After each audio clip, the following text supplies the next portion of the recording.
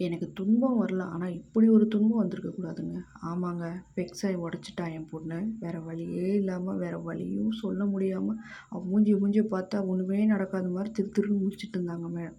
சரி அப்படின்னு சொல்லிட்டு அதுக்கப்புறம் கடைக்கு போக ஆரம்பிச்சுட்டோம் நானும் என் ஹஸ்பண்டும். 3 பேரும் கிளம்பி போயிட்டு, அதுக்கப்புறம் கடைக்கு போயிட்டுருக்கும்போதே பார்த்தீங்கன்னா, என் செருப்பு வந்துடுச்சு. அதுக்கு மேல போகுது அப்படின்னு சொல்லிட்டு போற வழியிலேயே பார்த்தாங்க மேடம் போய் வேடிக்கை பார்த்து ஹேன்னு சிரிச்சுட்டே வந்தாங்க.